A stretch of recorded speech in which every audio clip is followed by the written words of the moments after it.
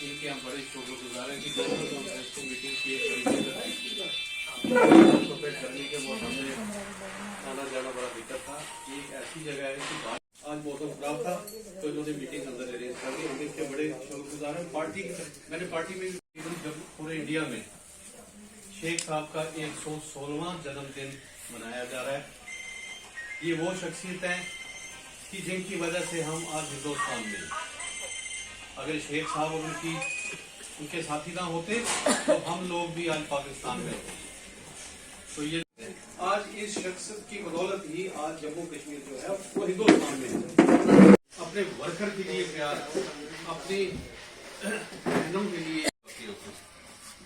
जब मैंने इलेक्शन लड़ा यहाँ कमेटी का, भी आगे पीछे जाना, तो कहने का मतलब है कि हम उस शख्सियत का जन्मदिन मना रहे हैं कि जिन्होंने गरीबों के लिए आवाज दी, गरीबों के लिए एक लड़ाई लड़ी और उसका रिजल्ट ये निकला कि आज जम्मू कश्मीर एक खुशहाल स्टेट है।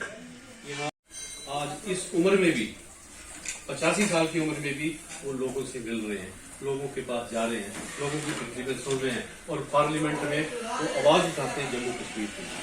अपने लिए नहीं उठाते, जम्मू कश्मीर के लिए आवाज उठाते हैं।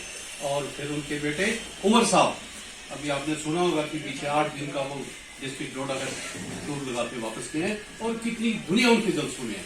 तो ये इस फैमिली की कंट्रीब्यूशन है। मादरी मेहरबान का नाम में लेना भूल गया। जब इनको जेल में ठोक दिया गया 22-23 साल, तो उस समय फारूक साहब, उमर साहब, ये फारूक साहब और मियां, ये उनके जो बेटे थे वो छोटे थे। उस समय सारी पार्टी की बागडोर उन्होंने बेगम अब्दुल्ला ने अपने हाथ में रखी, गरीबों को उठाया और 22 साल उन्होंने शेख साहब के जेल में रहने के बावजूद भी लोगों को किसी किस्म की कोई परेशानी नहीं आने दी और जम्मू कश्मीर की जनता को उठाया। चाहे वो गुजर थे, चाहे बकरवाल थे, शेड्यूल कास्ट थे, जनरल क्लास के थे, कोई भी थे, लेकिन उन्होंने बड़े प्यार मोहब्बत से इस पार्टी को जिंदा रखा और बाद में जाके सरकार को मजबूर होके इंदिरा गांधी जो प्राइम मिनिस्टर थी, उन्होंने द्वारा जेल से निकाल के इनको वहां पे द्वारा मुख्यमंत्री बनाया। क्योंकि देश के, जम्मू कश्मीर के हालात खराब हो रहे थे जैसे आजकल हो रहे हैं, कोई संभालने वाला नहीं था, किसी के कंट्रोल में नहीं था उस समय। इस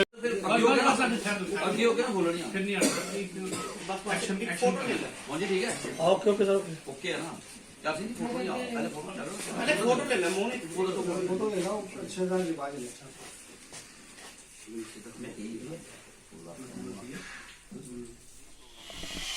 आज नेशनल कॉन्फ्रेंस की तरफ से शेर कश्मीर शेख मोहम्मद अब्दुल्ला जी का आज 116वां बर्थडे था, तो उसके लिए हमने ये ऑर्गेनाइज़ किया था नेशनल कॉन्फ्रेंस की पूरी टीम ने।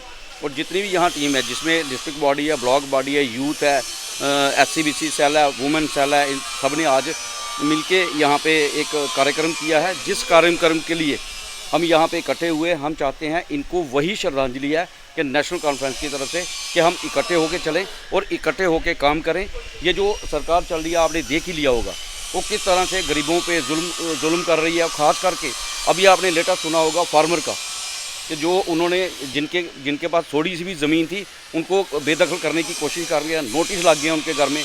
हम यही अपील करेंगे कि अपने LG साहब से भी कि ये ऐसा नहीं किया जाए और जितनी भी हमारी यहाँ की आवाम है, हम उनकी तरफ से एक गुजारिश करेंगे कि ऐसी जो गरीब आवाम है उसको छेड़ा मत जाए, वो जहाँ रह रहे हैं। क्योंकि थोड़ी थोड़ी जगह है, थोड़ी थोड़ी जगहों में उनके मकान बने हैं या थोड़ी सी ज़मीन जो लगाते हैं, वो ज़मीन जो लगाते हैं उसकी उनको परमिशन दी जाए और उनको मालिकाना हक दिए जाए।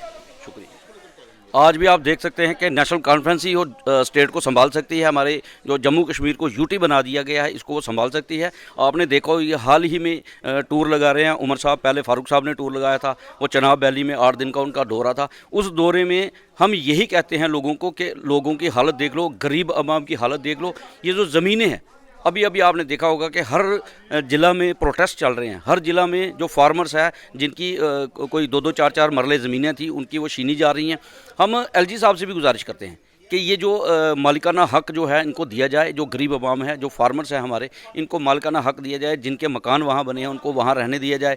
जिनके पास 2 मरले 4 मरले जितनी भी ज़मीन है उनको वो दी जाए और वो आराम से आवाम जो है वो कठुआ की रह सके। लोगों को क्या संदेश देना चाहते हैं, क्योंकि देखा जा रहा है जिस तरह से आपने कहा कि लोगों की लड़ाई लड़ेंगे, जी जी। मौजूदा सरकार जो है वो हाई कोर्ट की बात करें या सुप्रीम कोर्ट की बात करें, एक ऑर्डर निकला है कि सरकारी लैंड जो खाली की जाए। जी जी। तो उसके लोगों के हकों के लिए नेशनल कॉन्फ्रेंस कितनी जल्दी तैयार होगी ताकि लोगों को उनका हक दिलाया जा सके? देखो, नेशनल कॉन्फ्रेंस पहले भी तैयार थी, नेशनल कॉन्फ्रेंस आज भी तैयार है। वो गरीबों के साथ है, गरीब आवाम के साथ है, वो हमेशा उनके साथ खड़ी रहेगी। हाँ, हमारा हक है लड़ना।